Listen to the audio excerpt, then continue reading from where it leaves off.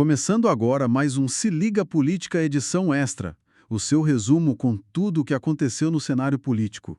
Em poucos minutos você fica por dentro das decisões, bastidores e repercussões que movimentaram o Brasil e o mundo. É isso aí. Hoje é sexta-feira, 8 de agosto de 2025, e o clima em Brasília, olha, continua bastante tenso, né, Evelyn? Muito tenso. A gente tem visto um acirramento grande envolvendo figuras políticas importantes e o judiciário. Exato. Tem muita conversa sobre um suposto excesso de poder por parte do Supremo Tribunal Federal, aquela história da ditadura de toga. Sim, essa expressão tem ganhado força em alguns setores. E, junto com isso, movimentações até no exterior buscando sanções contra autoridades brasileiras. É verdade. E aqui dentro no Congresso, debates sobre impeachment, manobras, enfim. Vamos tentar organizar um pouco esse cenário hoje. Vamos lá, acho que um bom ponto de partida é entender melhor essa percepção da tal ditadura de toga, né? De onde ela vem. Boa. Pelo que a gente tem visto, essa é uma visão que circula principalmente em setores da direita. A crítica central é que o Supremo, especificamente o ministro Alexandre de Moraes, estaria, assim, extrapolando os poderes definidos na Constituição. Exatamente. A queixa recorrente é essa concentração de funções, sabe?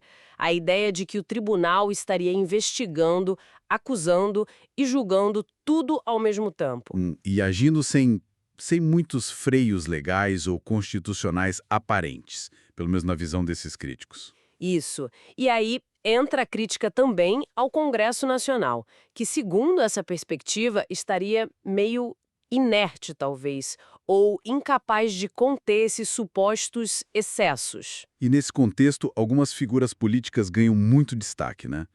O Paulo Figueiredo, por exemplo. Sim, ele se apresenta como um perseguido político direto do ministro Moraes. Chega a usar termos fortes como ditador disfarçado de juiz. E ele alega coisas bem específicas, né? Bloqueio de contas, passaporte cancelado. Exato, e um exílio forçado, segundo ele, sem uma acusação formal no Brasil.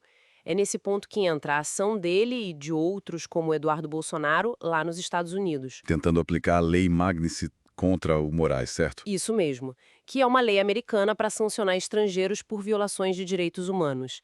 E o Figueiredo chegou a comemorar a inclusão do nome do ministro nessa discussão como uma missão cumprida. Falando no Eduardo Bolsonaro, ele também tem sido bem vocal, principalmente na defesa do impeachment do ministro Moraes. Muito vocal.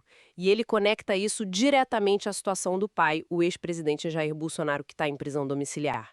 Exatamente. E por isso o impeachment seria tão crucial para eles. Eles usam táticas no Congresso, tipo obstrução parlamentar, para pressionar nesse sentido. E justificam tudo isso falando numa crise institucional? Sim, a ideia é que o Brasil vive uma crise tão profunda que ações mais drásticas, inclusive o lobby internacional, seriam legítimas, uma luta pela liberdade, como eles dizem. E sobre o Jair Bolsonaro, como as medidas contra ele, a prisão domiciliar, a tornozeleira, são interpretadas por esse grupo? Aí a interpretação é direta. Vingança, perseguição política pura e simples. Com o objetivo de quê? Tirar ele do jogo eleitoral de 2026. Exatamente, inviabilizá-lo politicamente. O próprio ex-presidente já declarou que existe uma ditadura avançando no Brasil, né? Reagindo a essas medidas judiciais. O cenário é complexo.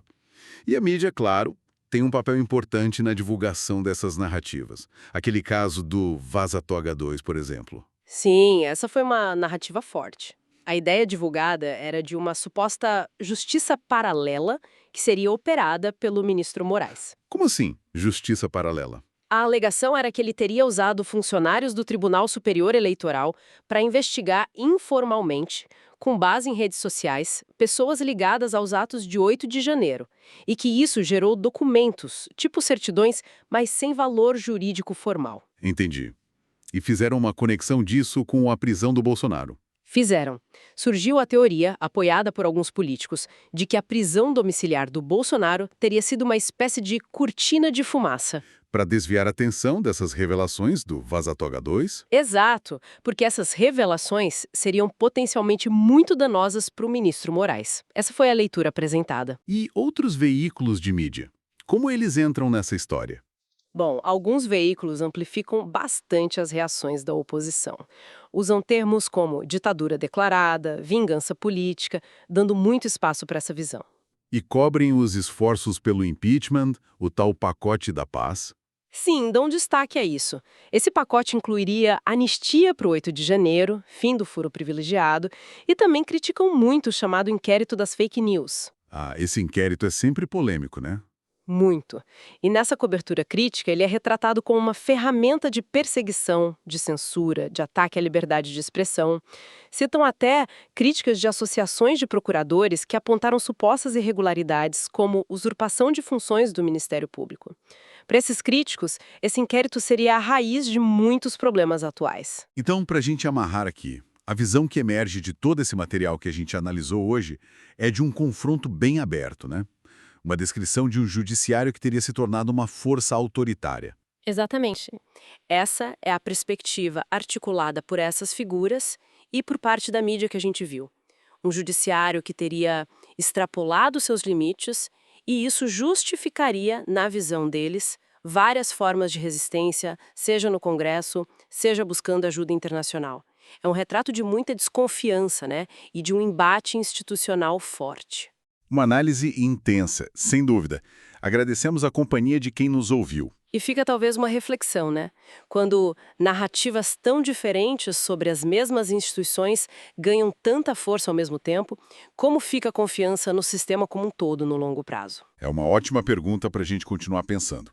Ficamos por aqui com o Se Liga Política, edição extra de hoje. A gente volta em breve com mais análises e informações para manter todo mundo bem informado sobre os bastidores do poder. Não se esqueça de seguir e se inscrever no nosso canal para não perder nada. Até a próxima!